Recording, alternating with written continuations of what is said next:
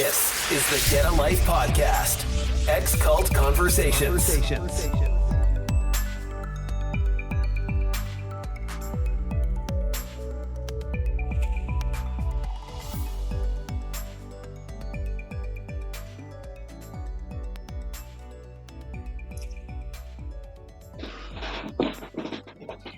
Hello, everybody. Welcome to the Get a Life podcast, Ex-Cult Conversations. I'm here with my friends Anne and Carmen and Gilly, and we're joined tonight by a very special guest, Ross Turner. Ross left the Brethren some years ago, and he's going to share with us his story about how he left, why he left, how he was treated, and what effect it's had on him since then, and how he's managing it. Hello, Ross. How are you? Hello, Jackie. How are you? Hi, Rob. Hi, I'm doing okay. Good. So, Ross, thank you very much for joining us on Get a Life podcast. Perhaps you could just start right at the beginning by telling us approximately when you left the Brethren, and then maybe what led up to you leaving. Okay, yeah. So I was actually kicked out, withdrawn from by the PBCC in June 2014. Yeah. What do you want to have a bit of background as to where I was born and whatnot as well? Yeah. What led up to that? So basically I was born in 1978 in Peterborough, so I'm a third generation EB, Exclusive Brethren member, ex obviously now. So mum and dad were born into it. My grandparents joined in the early 1900s, around about in the 1920s.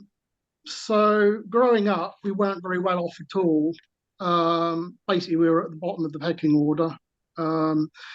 And I can remember after the church meetings that us three boys, we got picked on a lot, made fun of. Told that we smelt and all the rest of it, because obviously we didn't, but you know, we weren't the flavour of the month, as it were. But when we weren't at meetings, we were happy. We had a really nice happy life. We actually got away with a lot of things that a lot of other youngsters in the meeting didn't. I mean, for instance, we went out on a lot of day trips with my parents, and I know there was some in the locality that, you know, they wouldn't go out for days at all. So in 1986/7, Dad had a nervous breakdown after trying to run his own business for quite a while. He had a packaging business that he tried to run. And I think what finally put the nail in the coffin for him was he was asked to preach, and he did preach at one of the Gospels on Sunday, and he was told by one of the local priests that he wasn't qualified, and that put the final nail in the coffin for him, and he basically had a nervous breakdown. So we had to go and live with another Brethren family, which was quite traumatic, because obviously we weren't in our own home, and this family took his business over, but it failed again in 1990, and they made him redundant. And so yeah, it was a difficult period. And then in 1988, Granny Turner came to live with us in an annex that we'd had built on the side of our house. We moved, and a lot of the money from Gran's house went into our house, and so that we could build the annex.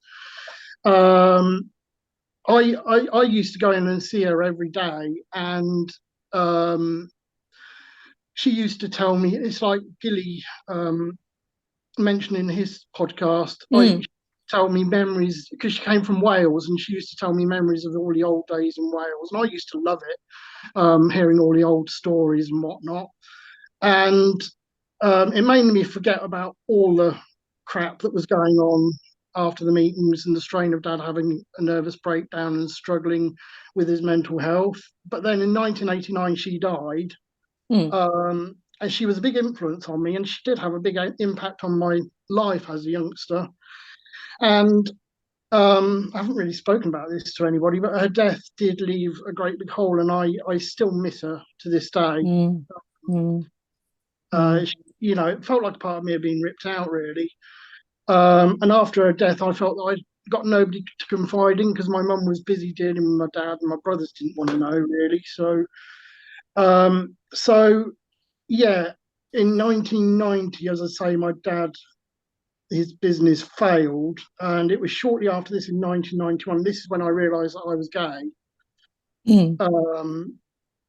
You'll have to stop me if I'm going on too much, but no, it's fine. I was just about to start secondary school, and I remember there was a big discussion, and I was forced by dad and mum to go to the same school as my brothers, and this really, really upset me because all my brethren friends that I had at that time, that my close confidants, they all went to one school, and I wanted to go to that school because obviously they were all there and they would have been in the same year as me. But instead, my dad and mum decided to put me in the school that my brothers were in, and we three were the only brethren children in a school of about 700 pupils.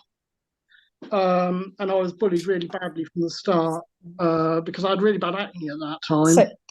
So just to clarify, this at that time was a normal state school. The brethren didn't have their own schools at the time. This was a state school, yeah. Secondary school, as we call it. So you and your brothers were the only three brethren people. Yeah. Brethren people in the school of about 700 pupils. Yes.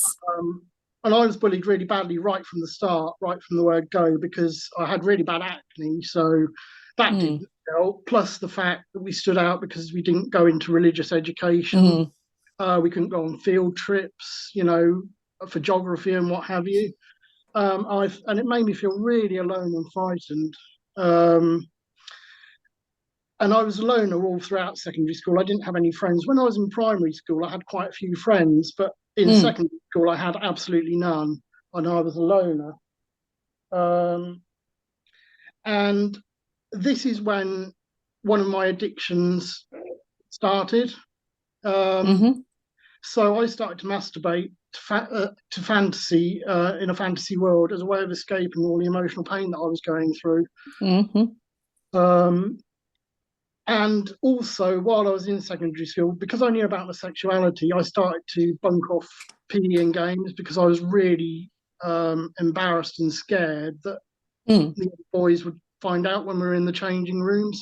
And bearing in mind, sort of like 1989, 1990 was a time when homosexuality was more taboo than it is now. A lot more. And I think it had, in the mid to late 80s, there was quite a stigma attached to homosexuality because of HIV, wasn't there? So quite apart from the brethren issue, in a school, it would have been difficult to contend with that anyway, I can imagine. Yeah, it was really difficult to contend with, and that's, as I say, why I started to bunk off PE and games, because obviously when you're in the changing room after having a shower, it's, well, we don't need to go into that, but really. And my nerves and anxiety were getting worse all the time, and I actually I would look at it more now as a cry for help. I tried to actually commit suicide a couple of times while I was in while I was in secondary school, and I look at it now as more of a cry for help, because I did want to die, but I didn't want to die. So it was, each attempt was sort of like a half-hearted attempt, really. And around this time, also, as I mentioned before, so I'm going off piste a bit, but as I mentioned before, Dad failed in business, and the family he was working for made him redundant. And this again highlights how we were bottom of the pecking order, because there was another brother that worked for a worldly firm, and he got made redundant, and he was given a job by a brethren firm. And yet my dad was made redundant, and none of the brethren would have him to work in their businesses. No, so he was overlooked. in the end, he just got a job as a cleaner, literally a cleaner, in Wow. Perkins Engines in Peterborough, Mm. which obviously absolutely hated. Um, and I remember waking up in the mornings to the sound of my mum and brothers forcing him out of bed, which usually ended with my mum screaming at him and my brothers screaming at him. And I was just there with my hands over my head, just trying to Mm. blot it all out because, obviously I was going through all what I was going through at secondary school as well. So that was, I didn't need all Mm. that as well. So fast forward a few years. So by the time I was ready to do my GCSEs, my nerves were in shreds from all the bullying and Mm. knowing about my sexuality, the shame I felt of being gay, and also obviously having an addiction to masturbating. And as a result of this, I didn't do any revision and even missed some of the exams because I was so worked up. And hence, I didn't get the grades I could have done because Mm. obviously I missed the exams. But, I was in all the top classes at school. I was, but I didn't get very good grades at all. And I put that totally down to the stigma of being gay and being bullied. But it is what it is, it happened. Mm. Um, So just to pause for a moment, I know when Ben Woodbury spoke so bravely about his secondary school years, and yeah, he said a lot of the problems was there was nobody he could go to talk about the feelings he was having. Did you find that was the same for you? yes, yes, definitely. Obviously, I couldn't talk to anybody in the Brethren about it. No. I Mm. think, I think if my gran had still been alive, she would have probably, although she wouldn't have agreed with it, she would have understood. Mm-hmm. Because she was a lovely person, she really was. Mm. Um, and I couldn't go to anybody at school about it because, again, as we said before, homosexuality then was a lot more taboo than it is now. So I had Yeah. nobody that I could turn to at all. Yeah. Um, so yeah, so in those days, sort of like mid 90s, it was said by the then leader John Hales that you would have to attend sixth form after you'd done your GCSEs. But what happened in my case, I didn't actually go to sixth form because, well, I just didn't. Um, so I actually did a couple of years of home study. Mm-hmm. Um, and my home study was a retake of GCSE maths. And also, I started a course of GCSE physics. So, for anybody listening outside the UK, GCSE is the grade you get before you go to advanced level. Mm. It was open learning, and I worked from home, and I sent off the work to be marked by a tutor in Wales. So there wasn't much support for the courses at all. Mm. Um, and because of this, I was struggling with my physics course. So I asked a local young brother who was still single to help me. Mm. And this led to the young people of my age at the local meeting starting talking behind my back, saying that I was trying to get into that brother's trousers, that I was gay, etc., and that I was in love with him, and all sorts of disgusting things were being said behind my back. Mm. And I had nobody to fight my corner at all. Um, I mean, if I'm being completely honest now, I think I did fall in love with him at the time because I Mm-hmm. was so messed up. Um, and also at this time, my eldest brother was still at home. My middle brother got married by that Mm. time, and he was going on at me as well, telling me I was weird, telling me I was gay, and again saying that I was trying to get into this brother's trousers. So I hadn't only got it at the church meetings, I'd got it at home as well. I'd got it Mm. basically 24/7, really. Mm. Um, yeah, so because of this, I started drinking heavily, as Mm-hmm. well as the other addiction that I've already mentioned, the masturbation. I just wanted to blot everything out because I was so distressed. And Mm. by that time, I was a nervous wreck. Um, So the young brother that was helping me with the physics course, he also took an interest in my mental health at the time. And I found myself telling him about how I felt, how Right. alone and frightened and scared, etc., that I was. And some of the things I told him must have made him think I was gay, because unbeknownst to me, he told our local priest about it. So, and my nerves were steadily getting worse and worse and worse. And it got to the point in the end that my family had to call out our GP in the middle of the night, because it had all become too much and I'd had a nervous breakdown. And that would have been about the age of 18 or 19. So Right. really young. So a few weeks later, I told an older brother about my masturbating, and the next thing I knew, the priest came round to tell us that we were shut up. Because of So, that. yeah. Wow. Sorry. Yeah. Because of the masturbation, you were shut up. Yeah. That was the reason. Masturbation. And as others have said, obviously they tried to get me to confess to all sorts of other things that, I hadn't done at all. We were treated really badly, actually. Really badly. And I remember one time they came round, I basically said, no, I'm not talking to you. And I went off for a walk with my middle brother, because, with my older brother, sorry, I've got it wrong. My middle brother was still at home at that time, because I actually went out for a walk with my middle brother. He must have got just soon after. So we were shut up for about 6 weeks, and I remember that in the end I started to confess to all sorts of different things, because I just wanted to get back to the meetings for some sense of normality, to the church meetings.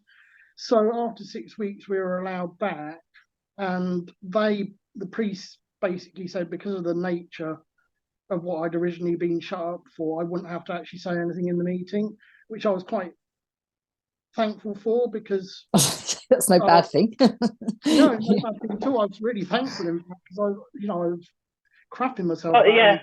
Yeah. So yeah. You shouldn't have been having to confess about it anyway. No. Exactly. I want to pause there, because I find that quite an interesting concept, and it was actually something that happened to my father. He was accused of something he didn't do, and he got shut up because he didn't admit to it. Yeah. And I don't understand, because obviously a similar thing happened to you, Ross, having admitted to one thing. And let's be clear about the one thing you admitted to. In the majority of the world's opinion, that is not a sin. It is a normal part of growing up, particularly for boys. And so having got that, it's then that mental pressure of trying to make you to confess to things that you didn't do, but you end up thinking, oh, well, I'll say I did because it will get them off my back. And I don't understand. I mean, I understand how you felt, because I saw my father go through a similar thing, and he just about had a nervous breakdown too. But what is that about? Yeah, exactly. I think they just, I don't know, they like to get all gory details, and yes. But in Peterborough, there was a culture at that time of, it was almost a game to the priests about who they could shut up. Because I remember, I actually wrote this on a comment on one of the other podcasts, that at that time, you would go to a Tuesday night meeting, which they called the ministry meeting, and you'd be thinking, oh, who's going to be shut up this week? Or who's going to be withdrawn from this week? And inevitably there would be somebody. And that happened week after week after week. There was a lot of young people in Peterborough at that time that were shut up or withdrawn from. Sort of like for absolute minimal things. And that was all like mid to early. Well, it was during the 90s. Basically, was the heyday that it happened. So that was that. We got back to the meetings. So when we were allowed back to the meetings, I was offered a job with some brethren in King's Lynn, of whom we've already, we've mentioned them in conversation. But I was offered a job with some brethren in King's Lynn, and I was told that I would be the best paid employee, have a lovely house, etc. The reality actually was that they put me on less than the minimum wage, promising a hefty bonus each year. that never materialised. In fact, it got so bad that their accountant said, look, you need to start paying him more, or else he could actually turn around and report you to the HMRC because you're not even paying him minimum wage.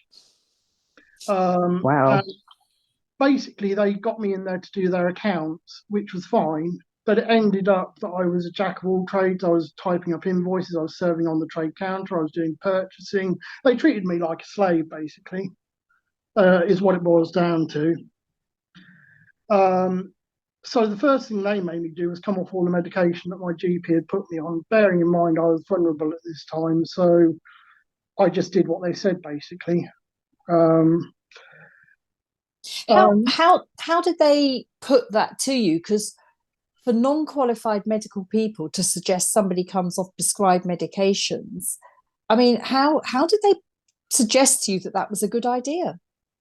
Just by telling me that A, I didn't need it, and B, God would take care of it and all the rest of it. And I was so vulnerable at the time that, I thought, yeah, they must be right. And it just goes to show the sort of the reason I pulled up on that point is because sometimes I think when you've not been in the situation of this totalitarian control, it's very hard to. I totally understand why you came off your medication because they told you, and I think all of us on this podcast would as well. Yeah. But I think an outside person would kind of think, well, why didn't you just say no? But it's very difficult to describe the control they have, particularly when you feel so worthless. Yeah, and I was feeling totally worthless at the time because obviously I was still struggling with my sexuality and all the rest of it as well. Yes. So work got worse and worse and worse over the next few years, to the point that one of the partners, the younger partner, was trying to control every aspect of my life, even down to what I should be eating in my packed lunch.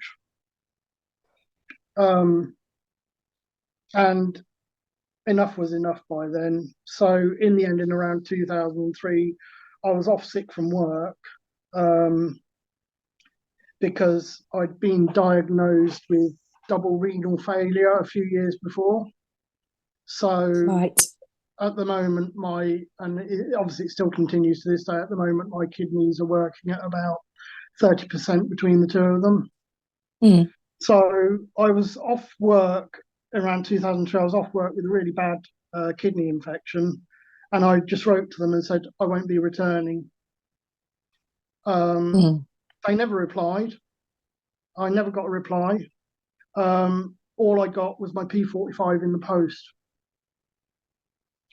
So anybody that's not from the UK, a P45 is what your employer gives you. It's your final. It's your final thing, so that you can for your tax, so that you can then give that to your new employee, so they know what tax code you're on, etc. So I started claiming benefits, and that is when my spending addiction started. And also during this time, because of my kidney failure, I was in quite a lot of pain. So I got addicted to prescription painkillers, tramadol, which is almost like it's almost like heroin, basically. So yeah, in about 2003 was when my spending addictions started. So I'd go down to London on spending sprees, opening credit cards left, right, and centre, even though there was absolutely no way I could afford all the repayments. I mean, this was in the early 2000s. This was in the climate where the banks were lending willy-nilly anyway to anybody. No proper due checks were being done. So I remember I opened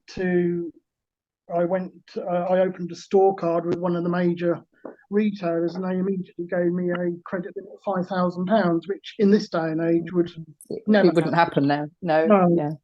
So I ended up by maxing all the credit cards out with a debt of about £15,000 in the end. And obviously, all this time I was still in active addiction with the drinking, the masturbating, and also obviously the painkillers.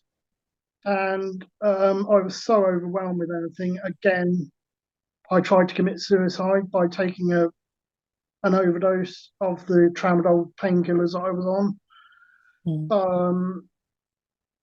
And, you know, I'm a firm believer that everything happens for a reason, because basically all that happened was I slept for 24 hours and then I woke up as right as rain afterwards. So I was obviously meant to live. So for the next 10 years after 2003 to 2013, I did various part-time jobs for different brethren firms. And this really brings me to the part where I, you know, my actual leaving story. So it was in 2013 that I was, the brother I was working for suggested that I spoke to a psychiatrist at the Priory. So again, for anybody that's outside the UK, the Priory is a private chain of hospitals that deal solely with addictions. They're not cheap. They're not. So, do you want me to go on, or is there anything? No.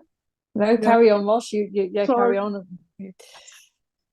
So the brother I was working for suggested I spoke to the psychiatrist from the Priory in Bristol.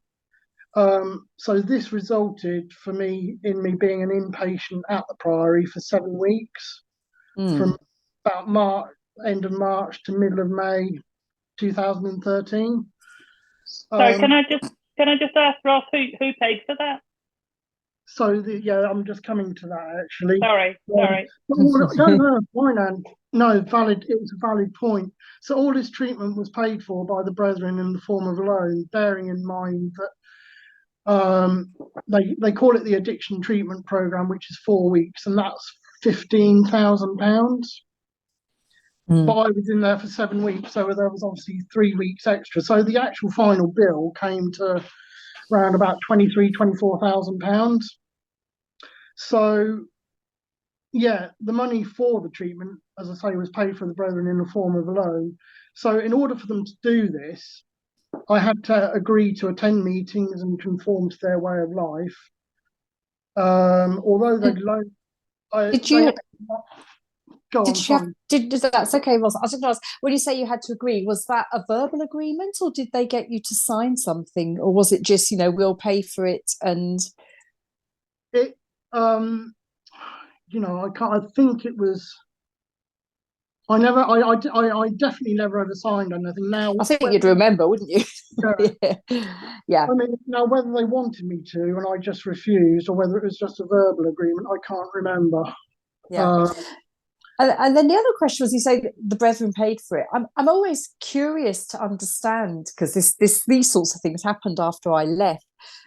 Is it one particular individual brethren person, or do they do it through a trust or a fund? No. So this was literally probably about 15 or 20 individual brethren giving different amounts of money.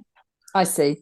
Some of it was to be the vast lump of it was to be repaid, but the negligible amounts, like £100 here and there, were just given as gifts. I see. When the brethren there was some brethren that loaned sort of like £2,000 or £3,000, and that was expected to be paid back. I see. So obviously I went into the Priory in 2013, and it was during this time that I told my parents and brothers that I was gay. This is actually when I came out, because I felt in a safe environment to do so, because when you're in the Priory, you live there, you're not really exposed to the outside. You're in a bubble, really. And I remember my brother had actually come down to visit me to see how I was getting on, my middle brother Garth. Don't know if I'm allowed to mention his name or not, but that's my middle brother. And he basically had a massive rant at me, telling me how sinful it was, and that God would punish me and I'd end up in hell, and all sorts of disgusting things he was saying. And it actually put me back slightly.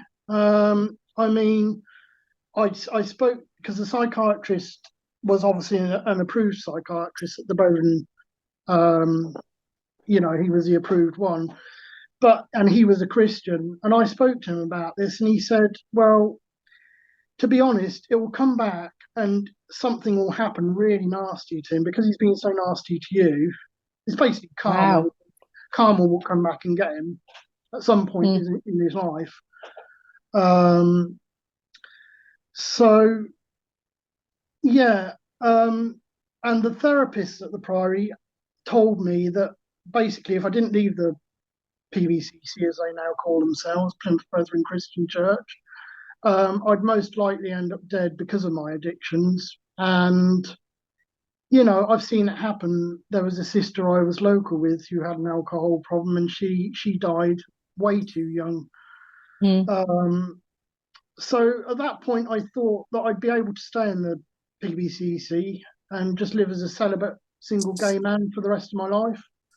I hadn't Did really... you, at any point, because by now I'm trying to work out how old you would have been, but you certainly were at or beyond. I was 35.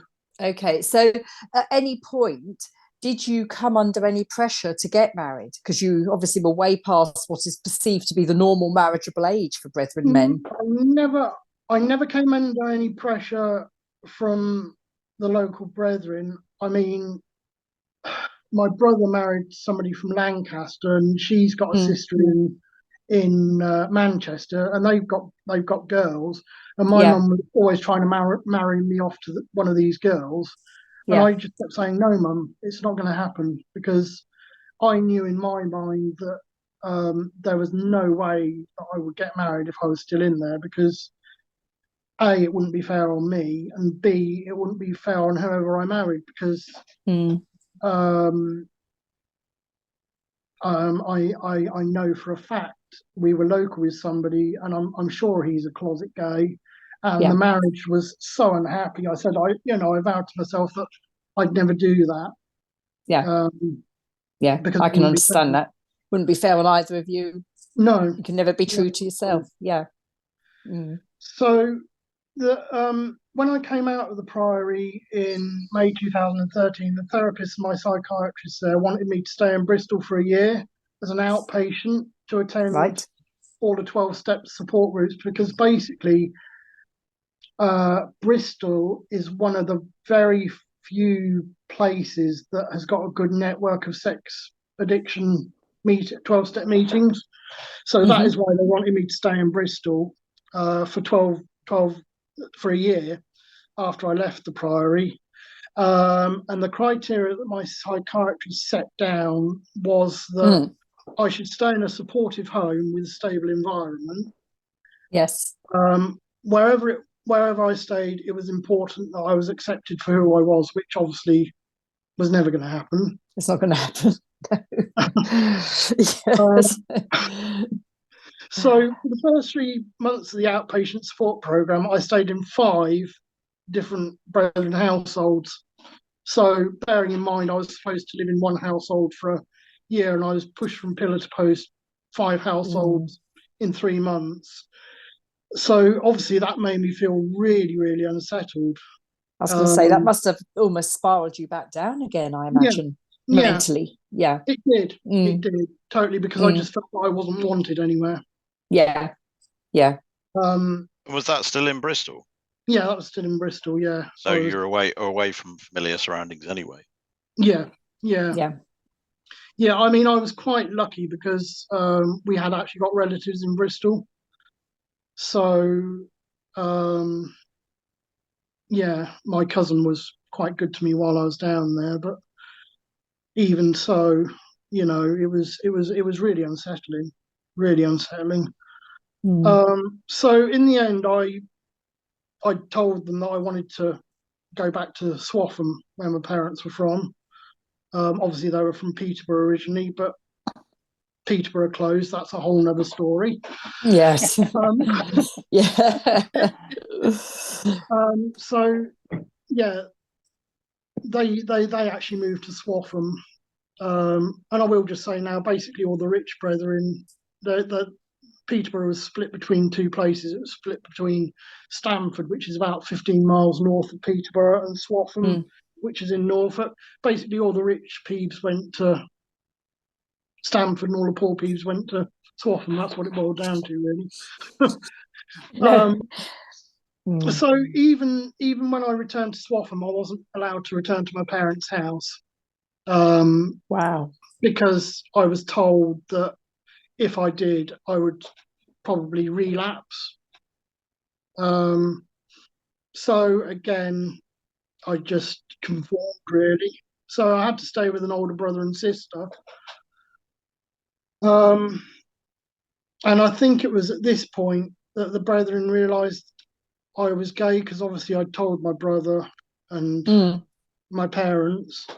I mean, I've told you about my brother's reaction. My parents' reaction was just that, oh no, you can't be. It's not a thing, you know. It's just a oh my word. It's just an idea you've got. It's a phase you're going through.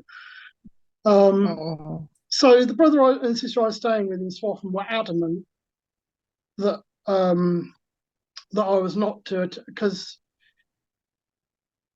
I was trying to think of the timeline here. Yeah, I was hoping when I got back to Swaffham that, because the other place where there's a good network of sex addiction meetings is in London. So I was hoping when I went back to Swaffham that I'd be able to go to 12-step meetings down there. So obviously it's like Alcoholics Anonymous, but for sex addiction. So they said that there was absolutely no way that I was allowed to go to these sex addiction meetings down in London, because I'd be airing my sins in front of everybody, because obviously you share in the 12-step meetings. So consequently, I had a relapse. I insisted that I went home to live with my parents because I was so unhappy with his brother and sister, and I did end up by having a relapse. And this was solely due to the fact that I was forbidden to go to the 12-step meetings, because when I was in Bristol, I was going to them regularly and they were really helping. And I'd kept sober for a long time. So I was again admitted to the Priory for 3 weeks. And again, the therapist told me that my addictions would kill me if I didn't leave the PBCC. So this time when I was in, I actually started thinking quite seriously about leaving. Right. But I got absolutely no idea how to go about it. And if I just go back a year or two, in the year or two before I went to the Priory, I wasn't really going to any meetings at all, not even the supper. I was basically not attending meetings. So, but yeah, so when I went in December 2013, that's when I began to think seriously about leaving. So, as I say, I had no idea how to go about it. But to be fair, after I left the Priory that time, the leading brother in Swaffham, he was a decent man, really, at heart, I have to say. He insisted that I should start going to the 12-step meetings in London. Okay, so you got there. Yeah, he said to the older brother and sister I was living with, he said, you were totally wrong to tell him that. You know, he needs these meetings. But this is the irony of the whole situation, really, is that he and another brother was sort of like looking after me at the time. And he and this other brother told me then that they thought that by me going to these 12-step meetings would turn me straight.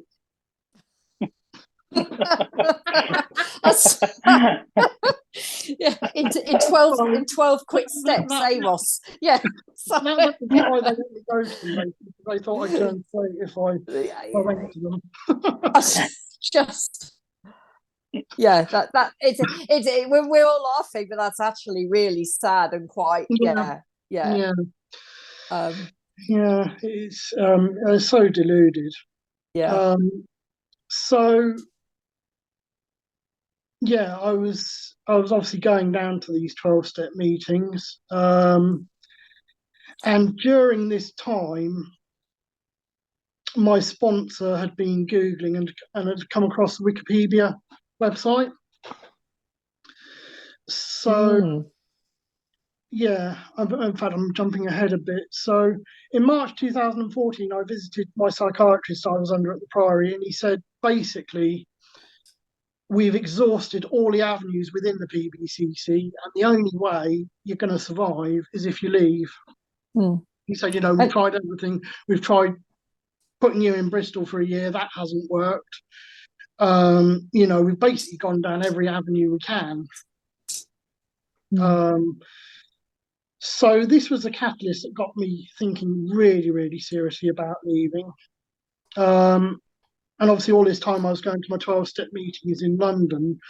And obviously the brethren didn't know this, but you go at these 12-step meetings, you go to the meetings, and then afterwards quite often you go out for coffee and just have a general chat with the other members. So I was actually mixing with normal people when I was going down to London. Obviously the brethren didn't know anything about it, or else it would have been stopped straight away. So yeah, my sponsor in the 12-step meetings had been Googling and he'd come across the Wikipedia website. So I got in touch with them, and I got a lot of useful advice. Now, so can I just clarify for the non ex brethren, it was called the Wikipedia website, wasn't it? And it was the website set up with information about the brethren, and it had a red panic button that you could push if you were in the brethren and wanted some help. And there were people working in the background. And ultimately, I think it was certainly around in the time you're saying, but ultimately it got shut down through legal action, didn't it? Oh, okay, I didn't realise that. Yes, it did. Yeah, it did. So, but just to explain what the Wikipedia, as opposed to Wikipedia, website is. Sorry, Ross. Carry on. I just thought I'd clarify that. Yeah, that's right. Can I just ask you, Ross? The psychiatrist that told you that. Yeah. Did the brother know that he was telling you that? No, not at all. Not at all. In fact, as just after I was withdrawn from, I think it was a care meeting. It was June care meeting 2014. I think it was the 5th or 6th of June. My mum said to me, "Oh, I wish we'd never ever let you see that psychiatrist." But he was the brethren approved one. Yeah. That's why. Yeah. That's why I was asking, because he was the brethren approved one. Yeah, he was actually really decent. He wasn't like the ones they've got now that basically tell you whatever costs stay in the brethren sort of thing. He was actually he was good. He was really good. And they let you go to him all by yourself, like you didn't have to have somebody chaperone you. Like some of the ones that have seen psychiatrists say they're not allowed to go there by themselves. Like you have to take a elder with you or something. I mean, while I was in the Priory, I was seeing him, and somebody came with me. I had a chaperone all the time, but then I basically, in the end, I said, "No, look, I need to go and see him by myself." Good for you. Good for you. Yeah. And to their credit, they did let me. So, the chap from Wikipedia gave me a lot of advice. So, for instance, the first email I sent him, I sent on my work computer, my work laptop, and he came back, and I was quite fortunate because my parents didn't actually have their internet through the brethren. I don't know whether the brethren control, have whether the brethren have to buy their internet through UBT now, Universal Business, because obviously they didn't when I was leaving. So my parents just had a normal internet service. But Wikipedia said to me, well, you do need to realise that the brethren can track every tap of the keyboard that you every tap, everything you look at, they can track. So that was really useful advice, actually, and that is one thing I'd say to anybody that is thinking of leaving is either go to the library, which is what I did to start with, or get your own device, which is subsequently did. So so I'd made several friends at the 12-step meetings, and one time I went down, I actually packed a suitcase with some belongings and left it at one of my friends in case I suddenly had to leave. If the brethren suddenly turned around and said to me, right, that's it, you're out the house, go. I mean, obviously my mum sort of said, why are you taking that suitcase to London with you? And I was sort of like saying, well, my friend does eBay and I'm just taking a whole load of old clothes.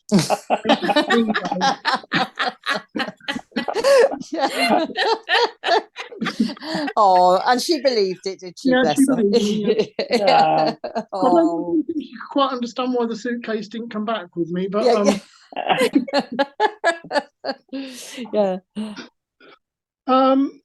so I did that, and then during this time I'd also, obviously, as I said before, I got myself a normal phone contract, and I installed Facebook, and I used Facebook to connect with other ex-members and also obviously to join all the ex-EB groups on there.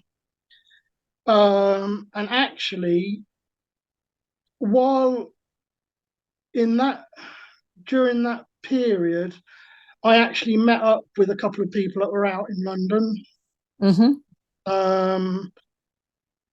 And am I allowed to name names or not?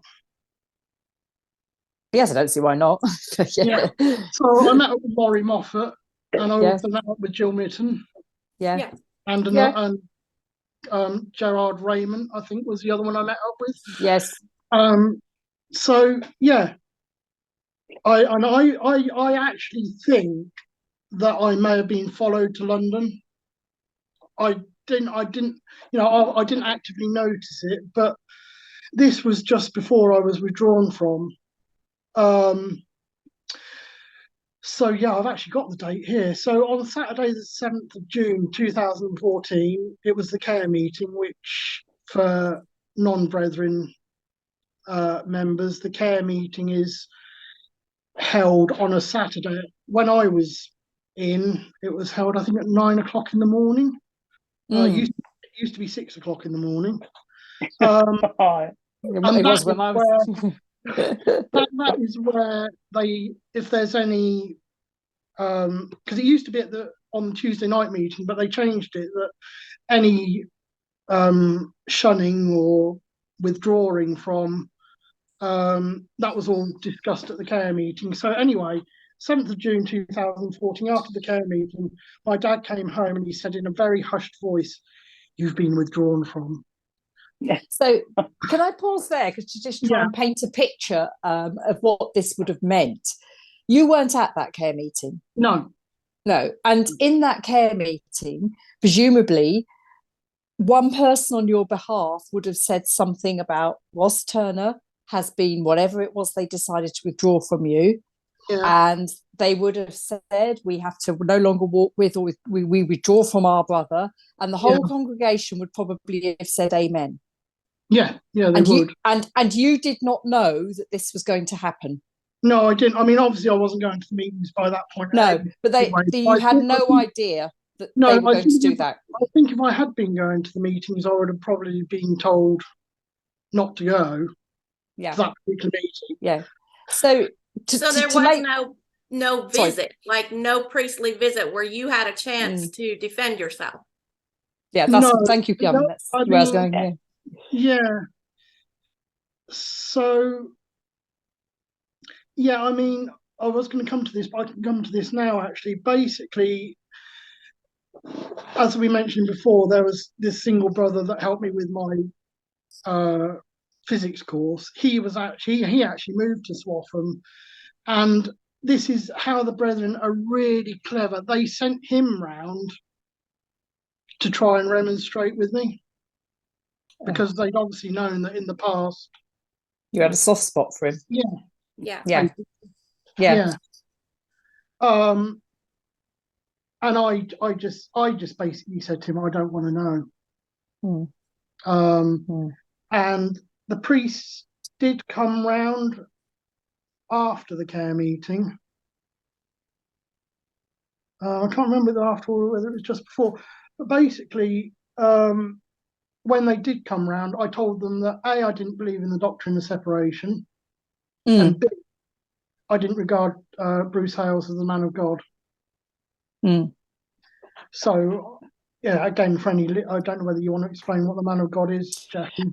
I think probably most people do, but the man of God is the supreme leader, isn't it? Bruce Hales, and it's John Hales, his father before then, and he has ultimate control over the whole group, and what he says goes. That's right. And absolutely. So did they tell you what they actually withdrew from you for? What did they tell the brethren your crime, and I put it in inverted commas, was? So the reason that they gave, excuse me, was that I'd been using Facebook to communicate with other ex-members. Let's just pause there. So you've been on Facebook. Can I just put that into context? You've been on Facebook talking to ex-members who, incidentally, most of them are now your friends. And that results in them withdrawing from your church, which results in you losing your family, your home, your job, and everything. Because you're on Facebook talking to some ex-members.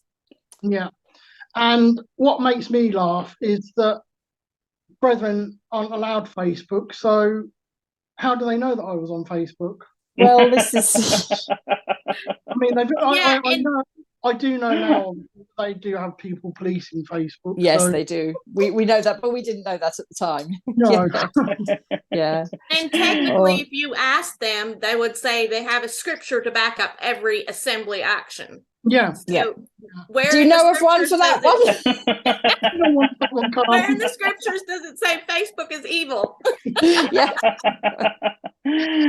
Oh, it would have been something about the compromise with those that had already left. Or something. There would be some tenuous link to something, wouldn't it? I mean, when they withdrew from me, it was just because I hadn't been to the Lord's Supper for so long. That was it.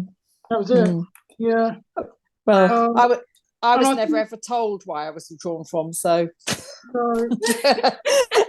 I still wonder to this day whether I was. Go on, Ross. I think what really got to them, though, was that I literally wouldn't tell them who it was that I'd been speaking to. And that would have really... at that time. That would have riled them. In 2014, that would have riled them. 2014, there was some people that you were talking to that were not like. I.e. Laurie Moffat and Jill Mitton.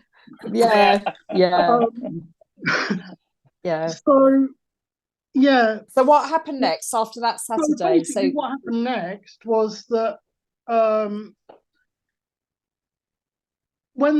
they came to visit me after the care meeting just to tell me officially that I'd been withdrawn from. I mean, I laugh at it because I say, well, I must have been particularly bad because I didn't even go through the shut up phase. I went straight to being straight. It was talking to those ex-members that did it, Ross.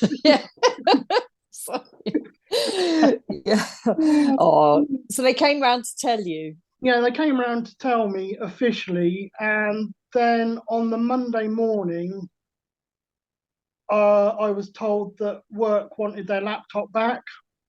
And so it was obvious from this that I no longer had a job, even though I never heard from work directly about that. So at this point, were you still living with your parents in your parents' house? I was just gonna, So So obviously, yeah, I was still living at home with my parents at this point. Sure. I had to live completely separately. So my parents weren't allowed to eat with me or be in the same room as me. So basically, when they were at home, I had to confine myself to my bedroom while they had the run of the house. And then obviously when they went out to meetings, I had the run of the house then. And I think, like others have said, they were coming from an unclean place, so they had to go to somebody else's house before they could go to the meeting. Yeah, I've heard this. To cleanse themselves of you. Oh my word! My children had to. My children, whatever age they were, had to go to my parents' house for 10 minutes. Dear God. Oh, what happens if it's 9 minutes and 50 seconds? That wasn't enough. So, about a month of being like this, so this would have been early July 2014, my parents actually moved out of their home. And I think I was probably on advice from the brethren. So first they went to live with my brothers, and then they went to live with a relative up in Liverpool. So they told me the situation was untenable and that I'd have to find my own place. So I told them that this would be really difficult because I didn't have the funds to find my own place. I hadn't saved any money at all because I hadn't got any money basically. So they were away from the house for about 3 to 4 weeks. And in that time, I wasn't allowed to speak to them on the phone or anything. And I wasn't contacted by the brethren at all. So how did that make you feel? Because I know you were very close to your mother. I mean, I know that because I know you. How did that make you feel at that time, Ross, in those 3 or 4 weeks? It made me feel awful. Yeah. I felt so guilty. I felt, it's a job to put in. I don't know what to say. Tough one. Trouble, I don't want to start blowing. You can, it's fine. I mean, just on that point, if it's okay, Ross, I think you did send me a couple of letters you'd written to your parents. Yes. Yeah. And there was one that I think perhaps demonstrates, just a paragraph from it that demonstrates how the control they were under and how it made you feel. And I'll read it out, just a sentence or two, if that's okay. Yeah. You say, this is a letter you wrote to your parents, and you say, "It makes me sad to see how the brethren are controlling you and smothering the natural motherly instincts you have. A prime example of this is when you took me to Downham one day to catch a train to London while I was still living at home just after I was withdrawn from. You dropped me off and I asked if I could have a kiss, and you replied you couldn't because that would be a breach of the fellowship." You okay, Ross? Yeah. I have to say this hurt me deeply because the brethren obviously meant more to you than your own son. And I think probably, Ross, you're okay. You're doing great. Yeah, sorry. No, don't apologise. No. I know this would mean a lot to you. We spoke about this. Yeah. Take your time. Yeah, we spoke about this. But I think that's so important because, you can see there's nothing to divide Ross and his mother apart from the brethren's doctrine of separation. And that she actually felt to give her own son a kiss was a breach of that fellowship. It's just, I have no words. Yeah, I mean, in the last few years, just to give a bit of background to that, in the last few years that I was at home, my dad was starting to slowly lose his mind. Right. And me and my mum were like that because we had to hold everything together, basically. Yeah. And we were extremely, extremely close. Yeah. So, basically, yeah, so they told me that I needed to get my own place. And I was so distressed and so stressed during this time, obviously, with all the guilt with my parents having to leave home and all the rest of it, that I literally rang one of the leading brothers to say that I'd been rethought my position, and that I'd actually like to get right, and be able to come back into fellowship, because I was that desperate, because I was hurting so much. I was that desperate that I actually thought, yeah, I'd actually like to go back. And after a few days, he rang back and he said, well, you'll still have to find your own place anyway while you get right.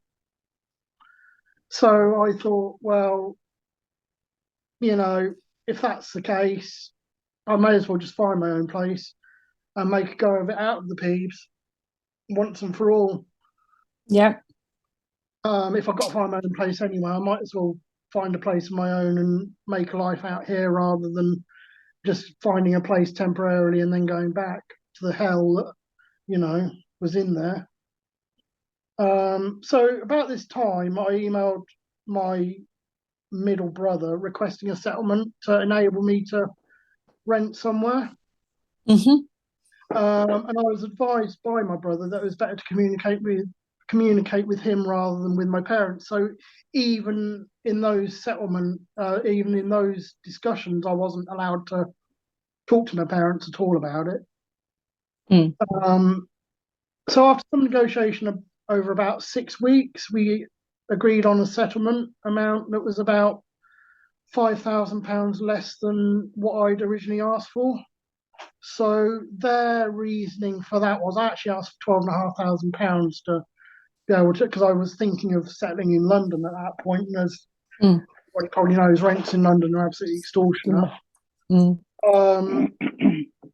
But their reasoning, they actually gave me £7,500 in the end, because basically what happened was, when my granny Eames died, that's my mum's stepmother, she left each of us boys £7,500. So that's what they that's what their reasoning was, because I'd spent all my £7,500 that she gave me. So they said, right, we'll give you £7,500 because that's what your brother's got from your gran. So, and this settlement actually came from my family, and I was actually got really annoyed about this. It didn't come from the brethren, and I raised this with the leading brother at that time. I said, look, at the end of the day, you're getting my family to give me this settlement, but it's not my family that's withdrawn from me, it's the brethren that have withdrawn from me. So therefore, it should be the brethren that are giving the money, not my family. And his response? And his response was, oh, do you want me, and I won't say the name, do you want me and another person to come round and see you? That's all I got in response, which had absolutely nothing to do with what I told him at all. So all this time I was attending AA and other 12-step fellowships, and was basically sharing about what was going on. And I'm a firm believer that everything happens for a reason. So after one of the 12-step meetings, one of the members came up to me and said, I've been listening to your shares in the meetings over the last few weeks, and I want you to know that I have a spare room you can use. You can have it free of charge for as long as you need, until you get on your feet and find somewhere. Now, the brethren tell you that everybody in the world is wicked, and they just, if they do something for you, they want something out of it. But he did that free of charge for as long as I wanted. Unconditionally. Unconditionally, yeah. Absolutely unconditionally. Yeah. And there's so many people like that. Yeah, there are. So I was so grateful for this. A week later, I moved out of my parents' house. Obviously, sorry. They weren't at home when I left, because obviously they were living up in Liverpool. So I got the train to London to stay with his friend. So I've never, ever said goodbye to my mother. Never. I haven't been given the chance. And have you seen your mother since? It's been a yeah.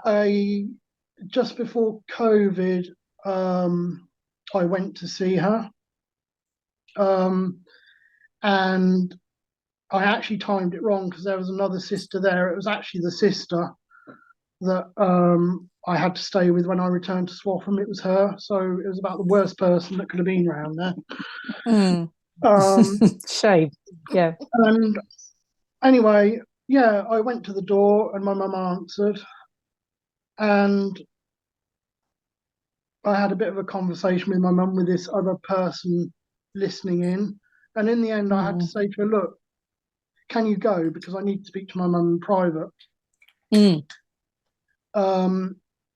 And give my mum her due. She said, "So and so, look, can you go into another room, please?" And I did sort of say goodbye to her then, but I've never said goodbye properly.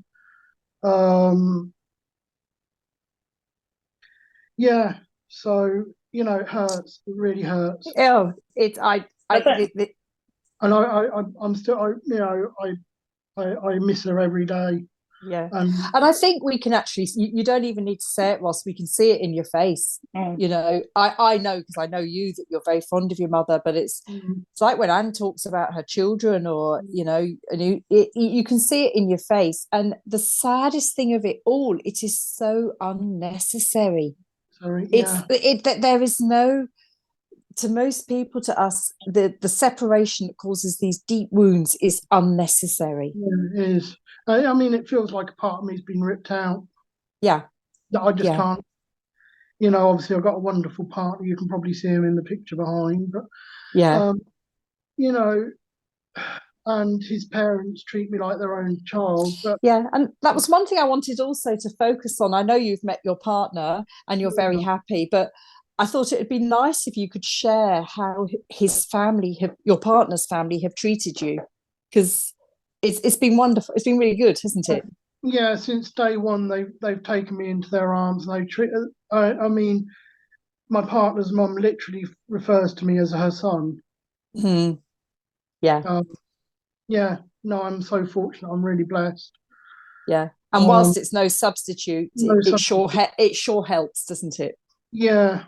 Yeah. Yeah. So, when I did leave, after I'd left and I was staying in London, I asked for a photo of my brothers and their families and one of Dad and Mum, but I was basically told they'd rather I didn't have one. So I stayed with the chap in London and from July until October, and then in October 2014, I ended up moving back to Peterborough, because obviously it's where I was born and brought up, so I knew the area. And that's where I've been ever since, really. Yeah. Yeah. And you're still there, and you've got your own place. Yeah. And you've got your partner. Yeah. So thinking about it, Ross, we know that there are gay people in the Brethren. In fact, I know that the Get a Life podcast have been contacted since Ben's podcast by people in the Brethren currently who are gay. What would you say to somebody in the Brethren who's gay? From what you've learned. What I've learned, the first thing I would say is, if you're not thinking of leaving straight away, do not get married.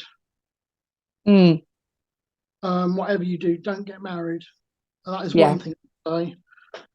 And the other thing I would say is that there is an enormous LGBT community out here. Yeah. And for instance, my partner and I are part of a local LGBT meetup group in Peterborough, and there's in the group there are about 700 and odd members. So you will find there are a lot of people out here that that are just like you, and they will take you into their arms, and they are very excited because even out here they've had to go through so much to get to where we are now. They are very accepting of people, and they will accept you, and there's nothing to be frightened of. Yeah. And I think that's quite important, isn't it? Because there's two factors coming in here. There's the fact that you're gay, but then also the fact you're in a very closed totalitarian community. So there's two factors there. And I imagine the feeling that you must be the only gay person in the world can be quite strong. And to realise that actually you're not, and that there's plenty of people who get you. But those people, regardless of not having been in the Brethren, have probably had to fight for things a little bit more. Yeah. And for that reason, they are very accepting of people. Yes. And, you know, statistics-wise, 1 in 10 people are gay, so there must be a lot of gay brethren in there. Yeah, there will be. Would it be fair to say, Ross, to anyone who's still in there, because I know obviously it's, you know, there's such a homophobic bunch. Would it be fair to point out, because obviously they'll have been told that it's not, but it's fair to point out that it is completely normal. Yeah.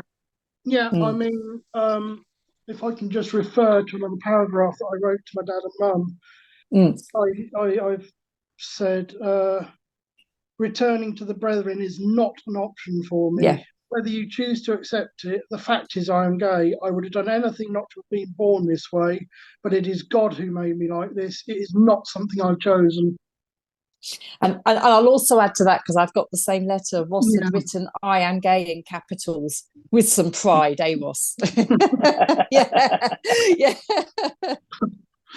But, you know, it does leave its mark. And that's actually another thing I would say to anybody in there that's gay, LGBT. Get out as young as you can. Yeah. Because the longer it's indoctrinated into you, I mean, most of the time I hate myself for who I am because of the indoctrination I've had over the years for 36 years. Yeah, it must take a long time to unravel that indoctrination of the way you are is wicked and shouldn't happen kind of thing. Yeah. That must be tough. Yeah. Well, Ross, thank you so much for coming on and sharing your story. I've known you a few years, and I know that it cost you a lot to speak out about it. And I really do commend you and say thank you for doing that, because I firmly believe having these stories out there will help people. And I think you're right. The fact that you're speaking as somebody who had to endure a lot as a gay person in the Brethren will resonate with people in there for sure. Yeah. And another thing I'd like to just add quickly is that I know that my mum can see that it's all wrong in there, because her father had a holiday home over in the Isle of Man in the late 1950s, early 60s. Yes. And for the last 2 or 3 years I was in the Brethren, she was forever saying, "Oh, I wish it was the good old days in the Isle of Man. I wish it was the good old days." And following on from that, her brother stayed in the Isle of Man, and he left in 1970. And about 4 or 5 years, I've got 4 or 5 years ago, I connected with my cousins over there. Oh, lovely. Last year, my partner and I went to see them for the first time for just over a week, and we're going again this year for a couple of weeks. And they accepted me just like that, no question. Yeah. And that's another thing that, you know, that's another thing the Brethren do. They rip away, because my mum's brother decided to leave. She's never seen any of her nieces and nephews. No. And great nieces and great nephews. And also, the other thing I would say is that towards the end of his life, my uncle had cancer, and he was in hospital in Liverpool over here. And my mum actually wanted to go and see him. So she obviously spoke to the local priest at that time and said, "Look, I want to go and see my brother in Liverpool." And they obviously spoke to the bigwigs up in Liverpool, and they said, "No, ain't going to happen," basically. And I know my mum forever regretted the decision that she didn't, you know, that she wishes that she hadn't told anybody and just gone anyway. Yeah, that she hadn't asked permission almost. Yeah, and I now know, my cousins told me when I was over there, they said basically their dad, my uncle, never got over the loss of his sister. He never ever got over it. Yeah. And that's what we're hearing more and more, isn't there? Yeah. Sort of years and years of families destroyed where families don't want to be. Yeah, because it's not just the ones that have left either. No. It's everybody. It is all that heartache for the ones inside, the ones outside. Yeah. And it's just so frustrating in such a way. Well, it's just got to stop. It's got to stop. It's just got to stop. That's it. Yeah. They can have their Christian faith. They can have their beliefs.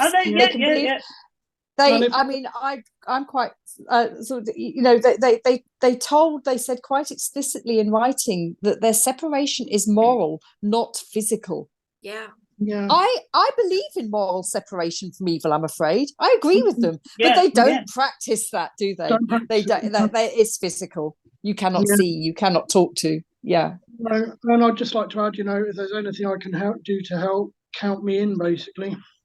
You're very welcome, Ross. Thank you, Ross. Very welcome. Yeah. Okay, Ross, really, we truly appreciate you speaking out, because I do know it's cost you a lot, and it's a very brave thing to do. Very brave. I've probably been a bit analytical, but that is just how I'm coping with things at the moment. Yeah, it's your story. Okay. You tell it how you want. Yeah. Well done, Ross. Thank you, Ross. Thank you, Ross. To share your story or be a guest on the show, email info.getalife@proton.me.